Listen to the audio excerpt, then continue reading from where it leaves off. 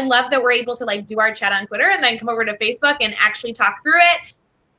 And I'm joined by the amazing Teach Better team, Meghan Deegan, who hosted, and you did an amazing job. Meghan, how are you feeling? I am feeling great. I am feeling full of ideas thanks to, I mean, you say I did an amazing job. Yeah, I just like posted those questions and then everybody ran with it, gave me all the ideas. I love it. I'm ready to go. And your topic was so necessary. Like, I always enjoy Mastery Chats. I love Thursday nights. I love that there's always good discussion in this group. It's perfect. But your topic was all about distance learning and remote learning, and it was about finishing the year strong, which when I saw it, I'm like, ooh, I need this. And I really appreciated seeing a topic, seeing that I was excited about it because I knew that other people felt that way too. So tell us a little bit, why was this your topic? So, just thinking about obviously, all the chats lately have been centered around remote learning because that's what we're all kind of dealing with and figuring out. And so I was kind of trying to think of what have we not covered yet? And being that we're towards the end of April, what can we cover that we still have time to implement? And then I was thinking, oh no, what am I going to do for the end of the year? So why don't we open that up to everyone and get some ideas flowing? Because I think we're far enough out from the end of the year where we can still take all of these ideas and implement them. But I think that, I just found out on Friday, well, and so did you. We just found out Friday that we are not going back, which I think that we all knew and we all had that idea. But, to kind of get that finalization, now it's okay, how can we take what we normally do and end with that same energy? Because it's my favorite time of the year. I love my middle schoolers. I love the end of the year.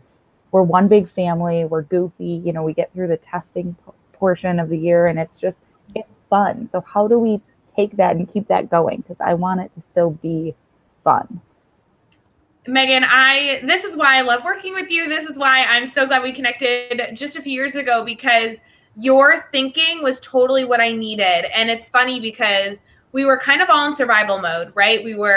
We had no idea what was going on. Every hour seemed to change. The team was doing as much as possible to support teachers feeling that way. And I feel like we're coming out of that a bit. I feel like teachers have at least been like, okay, this is how I think things are going to go. And then when you get more information that we're going to be in this situation for more than just another few days, for more than just another few weeks, but really till the end of the year, I think you were so spot on wanting to have a better conversation around, okay, so we survived like the initial part of it, but how do we sustain it? How do we scale it? And how do we make it interesting? I mean, a lot of your questions, which I know we're going to get to, dealt with what's your favorite thing that you do in the spring? Don't give up on it. How are we adapting it to fit remote learning? And then I think the next phase that I've heard a lot of conversation about was how do we come back in August? And so with these phases, I've had my mind like in the survival mode, and then I've been doing a lot of work with administration talking about August. But I personally, like as a sixth grade teacher who has 150 kids, I needed this phase, like for you, the one that you facilitated tonight, to talk about like, what am I doing for the next few weeks that's really good for my kids? And I thought that your questions were so spot on. There are already comments. I know Adam, Susan, Joe, and Aaron are all saying that they loved the chat tonight because I really think it was so relevant. It was. Well, and I love what you said. We've been in survivor mode. We really have. It's been, this was thrown at us. And I feel like for a while in the end of March, beginning of April, every 5 minutes, something was changing. And districts were kind of figuring out what their protocol was, how they were going to do this. So I think this is really a chance to like, let's do something fun. Let's, we're still in survival mode. Every day I feel like, something comes up and, oh, okay, it's getting easier to work through. But again, like, let's plan something fun. Like, let's shift our focus a little bit because we need it. Our kids need it. And, I think we just need to end the year with that same energy and same feeling that we would normally bring to the classroom, although it'll look a little bit different. Well, and it's almost timely because this is a situation, this is a conversation that in some sense we do have every year where we get to the point that like, testing is almost done, which we didn't do testing this year, but I mean, that was the conversation. And we want to finish the year strong. And some of us are like, we have so much time left, but it like feels like we should be there already. And a lot of people I've heard doing remote learning, which I know is a tough time, people are like, I just want to get to the end. We just need to get till summer. And I'm like, we said that in a very different way when we were in the classroom. Now that we're in remote learning, we still can't give up. These still need to be very purposeful learning experiences. So there was a lot shared, and Joe even noted he has a favorite question. He loved question 6. So before we get to maybe specifics you saw, can I ask you about the questions? Did you have a question that you were really excited to ask, or did you have like a strategy you were really excited to see how teachers responded to? I was interested like on my behalf when I was creating the questions, and I loved the what's normally your favorite activity, and then the okay, now how do you modify it? Yeah. And I think that was really for me, like I had to stop and think about it. I was like, oh, okay, so how do I, how am I going to do this? What blew me away, like I've had this question for a week, so I've had time to think about it. Yeah. I knew what was coming. The amount of teachers that were like, here's how I would modify it. Here's what I would do. I was like, you guys are amazing. Like, you are just on the fly. That's how awesome this has been. It's why I love MasteryChat. It's why I love the Teach Better family. I love it all. Because so many teachers were like, okay, well, I would do this. I was like, it's incredible. Like, it's awesome that you're so, and the ideas that were flowing. I was like, oh, that's a great idea. Oh, I could do that. Well, and I think we could talk about that. Those 2 questions were actually my favorite part of the chat too, because I know that I have access to the questions beforehand, but I didn't read what your questions were until I was live in the chat, which usually I like peek at them beforehand. And it really caught me off guard, because the way that you phrased those 2 questions, the way they came one after the other, the first question was, what's your favorite lesson of the spring, essentially? And I was like, oh, Meghan, I can't wait to share. Here's the experience. It's so much fun. I love it. And it like brought so much joy and also sadness, because I'm like, we won't have that this year. Like, there really was a moment where I was like so excited to share and reminisce, but also then almost like mourning the school year a little bit. And then you followed up that question with, now how are you going to modify it? And the way that you phrased it really held us accountable. It wasn't, I'm not going to do it. It was, how do I modify it? And I think that was the perfect approach for teachers, because I won't lie to you. For me, I was like, I don't think I'm going to do the unit. And then you asked it and I'm like, but I have to do the unit. I just shared how much I love it. I just shared how fun it was. So Meghan says I have to adapt it. So now I will. And I think that's so important. It's so easy, right? Especially right now. It's so easy to take all of those activities and be like, oh, those are great in the classroom, but that'd be too much work to change it. And I get that. There's so much going on right now, and it's so much, I think, extra work and extra stress just with the situation. But I think that's why it's even more important is you love these activities. And like you said, it reminds you, how your classroom feels. And you want these kids to have that same feeling now. So it's not going to be perfect. It's not going to look the same, but you never know. It might end up being, 10 times better than you ever imagined. Right. No, completely. I mean, I know you visited my classroom last year during the unit I referenced, which was when my students used geometry to build Lego suits. And the funny part is that I have pictures of those learning opportunities all over my classroom. So students in my classroom this year know that that's an activity that they're like looking forward to. So I think it's kind of cool that they are kind of prepped to know this really fun opportunity, and they're going to try and figure it out at home now by, adapting it to be in remote learning. I actually think it might turn out better because, there's some restrictions that I had to put on it in the past because as a teacher, I'm like, I need to set parameters. And the reality is I'm going to leave it open-ended and I'm going to let students explore geometry like they never have. I'm so excited. And I don't know that I would have had the confidence to do it without your questions tonight. So this is why I love MasteryChat. You're awesome. I do too. There were so many ideas flying in. I was like, oh, I could, because I was even in my answer, I said, well, I don't really have it all figured out yet. I mean, here's what I'm thinking.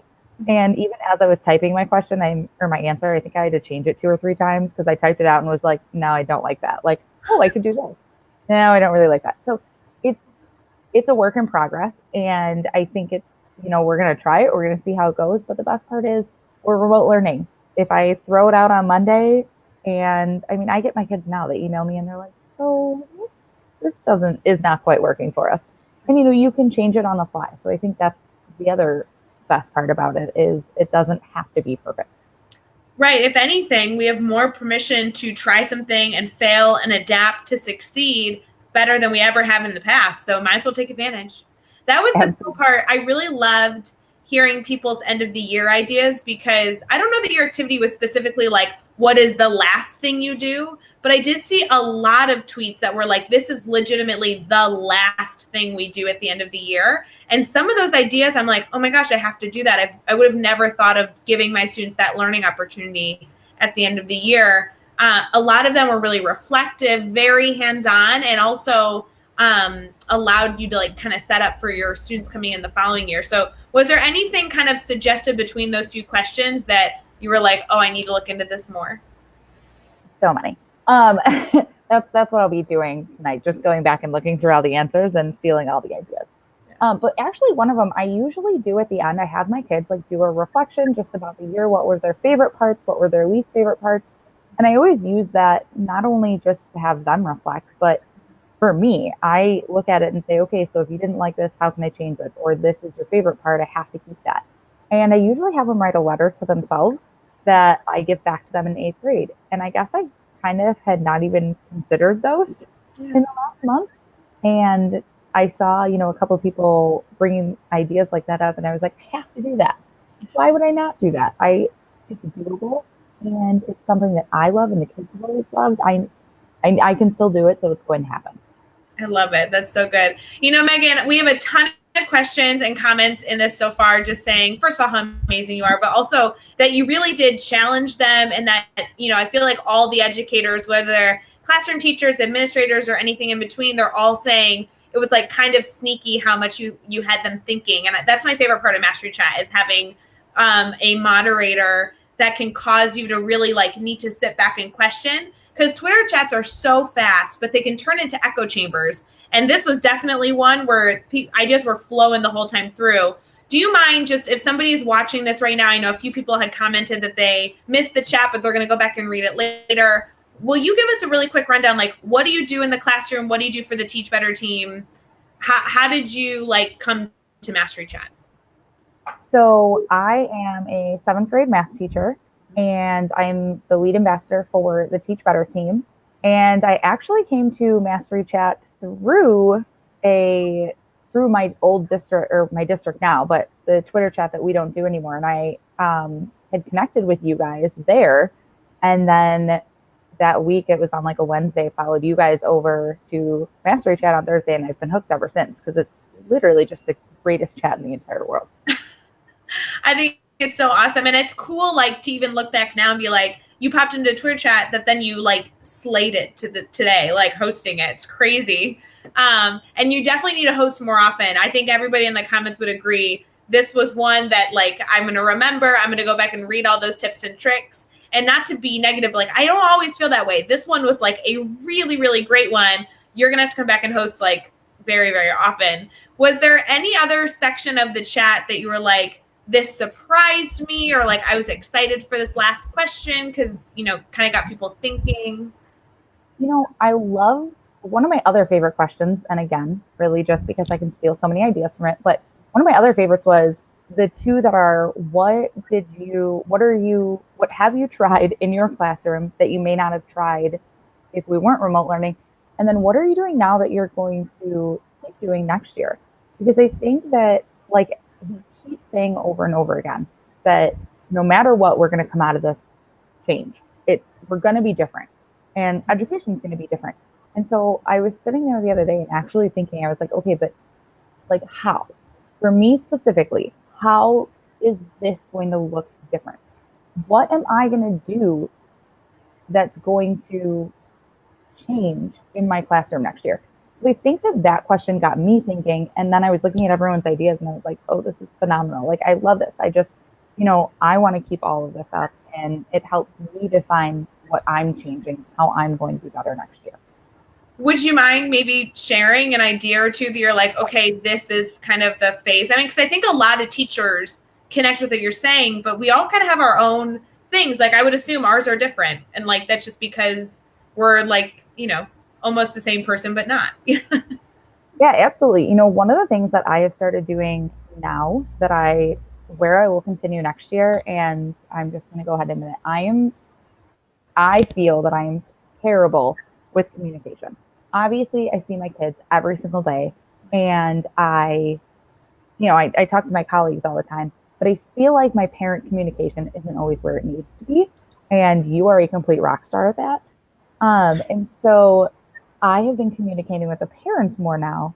And, I've emails and, um, connecting with the kids on Flipgrid or in Google Classroom or, sending postcards home. And then, really kind of connecting with the parents and being able to share what we're doing. And that is a piece for me that I am going to make sure stays. And I'm even trying to think of ways, okay, what can I do on a monthly basis or on a bi-weekly basis or something to where the parents are really involved in my classroom. Good. I love that goal. See, how great is that that's going to be something that you not only are working on, but that's like very much going to support your impact as well. Because when your parents are more up to speed on what you're doing and more invested in your classroom, you're going to get students that are hearing the right messages at home, and parents are going to feel like they are really a part of the learning experience rather than just like outsiders or third parties. I think that's a great goal. I've actually too, so I love that how you connect all of your units to internships. And that's definitely a goal that I have set for next year. And I talk with all my kids every time we do units. We talk about the connection and, where they see this in the real world. And I've started planning and I'm like, okay, how can I get people into my classroom that, are in these careers to talk to them? And sometimes I'm like, how if I teach, 4 classes a day, like it'd be hard to get somebody in. And then I was like, everybody's doing virtual field trips right now. Why have I not done that? Why can't I just connect with someone virtually, like in the classroom? Why? So I think that, like, to me, that was like a light bulb moment of, okay, well, now I have a million doors open because now, like, I can connect with them virtually. Why not? So I think you said something that I had not thought of at all. I hope that this was as much of a like silly epiphany as I just had, where I'm like, we're not only learning how to bring better practices into our classroom, but we can actually solve some of the hurdles we claimed existed in the classroom by bringing them virtually. So you're talking about field trips. Like, yeah, we never have enough money for field trips. And yet our first virtual field trip is only during remote learning. Like, hold up, we could be doing virtual field trips every day if we wanted, like if it worked. So how can we, so like, how can we not only take the hurdles that exist in remote learning and fix them with things that we use in our, physical classrooms, but also takes hurdles in our physical classrooms and fix them with what we've learned with remote learning. I like bow to you, girl. I bow to you. Oh, that was not my idea. There were so many people talking about the virtual field trips, and I thought the same thing. I was like, oh, you only take one field trip a year. At the end of the year, wish I could take them on more. It's like, oh, well, I could virtually anytime I want. Yeah, it's things I don't think of. I've got so many other things going on normally during the year, and now we're forced to think this way, and it really is, it really is changing for the better what next year is going to look like. Yeah, it's incredible. I think it not only helped me think about some changes I want to make and when I go back to my classroom, but it also solidified some of the things I was already doing that I'm like, this is why this works. Did you have that feeling as well so far, not only in this chat, but also in your reflection for, August or what you're doing now? Absolutely. I think the amount of routine and consistency that goes on in my classroom has made this transition so much easier for the kids. I do run the grid method in my classroom, and they're so used to what that looks like. I also record lessons for everything that they do already, so that they are able to watch those on their own, and it's a resource for them at home. So, like, to me, that was easy, and that was so easy for them because they're used to hearing my voice on the recording all the time anyways. So I think that part has been a really smooth transition. I also have a little bit more motivation out of them because we do have like a bank account system in my classroom. And so I've been able to keep up with that virtually, which has been really nice. So yeah, there's been a couple things that have made this a little easier. Yeah, I've loved learning about your classroom management because I do use some similar pieces because we both use the grid method. So there's like the triage system and some other things that we have in place. But there has been multiple live videos where you've talked about your bank account system and everything in between that I'm like, okay, not only do I want to do that, but I absolutely see how those skills, those supports, those structures have translated to remote learning. And I think the more we can put in place those best practices, the better, because best practices work whether you're in the classroom or not, but how you incorporate them might look different, and how you hold students accountable or all those other elements might need to be shifted. But just because we're in remote learning doesn't mean those good structures, those best practices need to go away. We just need to find the right system. And so I think I love what you're doing. I'm such a fan of Meghan Deegan, so I think it's great. And so much of this excitement came out in this Twitter chat, which was awesome. Sweet. No, it's true. So I know we've been recapping our Twitter chat thus far. If you are watching but you did not participate in the chat, do not stress. Everybody can read all of the details, all the questions, all the responses, and it's really easy. So for those of you who aren't on Twitter, make a Twitter account. You don't have to do any big thing. Just have an account, throw a profile picture up there, and go to Twitter and search #MasteryChat. When you do that, you're going to get like the top tweets of the hour that we just had. And let me tell you, there was a lot of goodness that you'll find in that top tweet. But if you want to read through like in real time of what was actually going on the entire hour of Mastery Chat, there's a tab. You just go over one. It says latest. And then that will show you literally what's currently being used for that #MasteryChat. And you can read everything. So it'll be backwards. So you can scroll or read from from the last question all the way to the first. But there's so many good pieces in there. There was a lot of resources shared. I saw a lot of blogs that were shared and like cute photos of like fun activities. So I just feel like that, if nothing else, will really spark kind of like the excitement you need to finish out the year strong, as well as give you support for what you're doing for remote learning. I do have to say, Meghan, while I feel like there's abundance of things we could talk on forever, my favorite question to ask Mastery Chat hosts is, what did you want people to take away from the chat? And I know that that's like a tricky question because you had a lot of questions that you asked them and there are a lot of resources shared, but what do you hope people, like, at the end of the day, they turned off their phone, they had a great chat, and what should they have walked away with?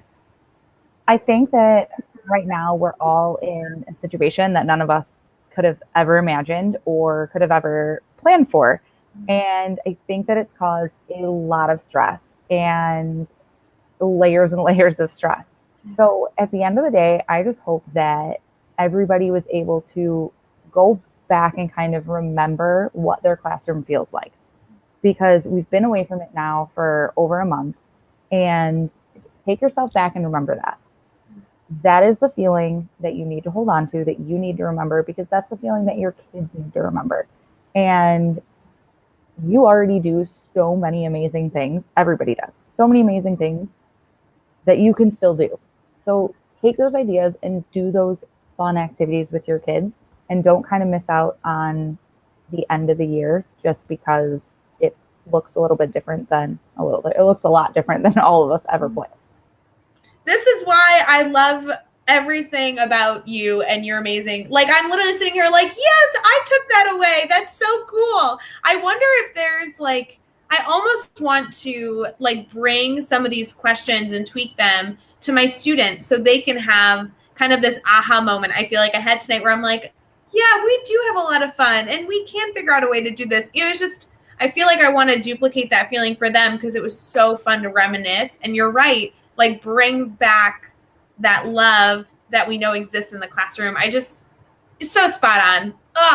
This is why you're so amazing. Oh, thanks. Well, for those of you who are watching, I hope you go back and you watch, you read through all the stuff with the Mastery Chat. Like I said, there was so much in there. Meghan, I know you're very involved with the team and you're in Mastery Chat all the time, but I just want to take this really intentional moment and tell you how much we appreciate you on the team, how much we love that you chose to host this week. And I think there's so many educators that would feel the same way, that you really like relit a fire that I personally really needed, but I know a lot of us are feeling like we needed. So we really appreciate it, Meghan. Such a good job. Such a good job. Thank you. I'm so happy that that everybody loved it so much, because I know I loved all the ideas, and I can't wait to go back and read more. It was incredible. Well, remember, you can connect with Meghan on Twitter and everywhere else. I feel like, Meghan, you are always up for supporting teachers, including on Voxer. You're like all over Voxer, which is super helpful when I need a brainstorming partner. So thank you for that. But also, Meghan, you've been really active in our daily drop-ins, which is happening every single morning, Monday, Tuesday, Wednesday, Thursday, Friday, where we are just coming live at 7 a.m. Central, 8 a.m. Eastern, and just talking shop bright and early in the morning. We take questions, we share resources, and I know you just went live with Becky. Was that this week? It was such a good live. Was it last week? Yeah, last week, last Wednesday. It was recent. But I'll be live tomorrow with Tyler, who is with Newsella.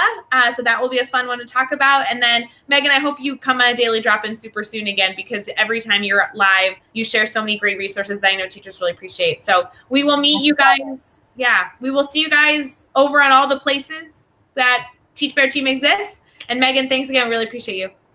Thank you. Bye, guys.